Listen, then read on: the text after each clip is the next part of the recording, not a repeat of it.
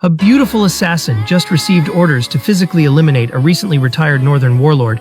Two boys on skateboards happened to pass by, and upon seeing the beautiful woman, they took the opportunity to slap her on the butt. When the woman turned around, she saw a man with his hand raised.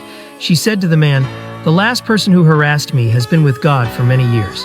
The man was about to explain, but noticed the skateboarders had already disappeared.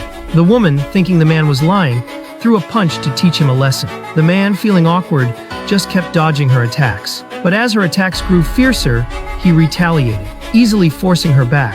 As she was about to fall, the man grabbed her clothes and pulled her back. But she, ungrateful, attacked him again, and was once again subdued by the man. As the man tried to reason with her, the woman slyly threw a handful of specially made powder at him, making the man dizzy and disoriented, while she hopped on her motorcycle and left the scene.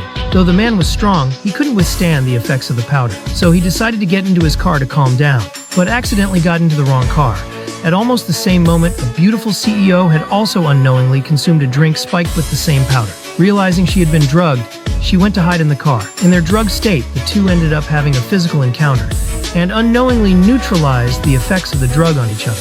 The next morning, the man woke up and realized the beautiful woman was leaning on his shoulder, wrapped in a blanket. He instantly understood what had happened the night before, so he quietly grabbed his clothes and slipped out of the car while she was still asleep. When the woman woke up and realized what had happened, she was furious.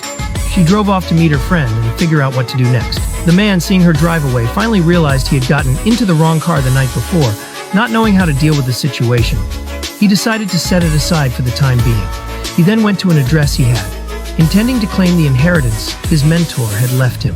As he was examining the interior of the villa, he suddenly saw an unfamiliar woman wrapped in a towel coming down the stairs. Both were startled. The woman quickly went back to her room to change clothes, then came back with a fruit knife, pointing it at him, saying that he had broken into a private residence in broad daylight and that she had already called for help. The man responded by telling her it was his house and handed her the property deed.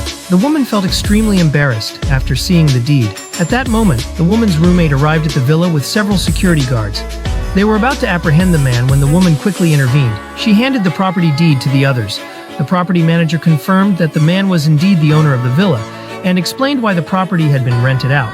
It turned out the villa had been vacant for several years, and the property management couldn't reach the owner, so they had rented it out to offset the management fees. After everything was clarified, the property manager and the security guards left. The two women then apologized to the man and hoped he might lower the rent a bit.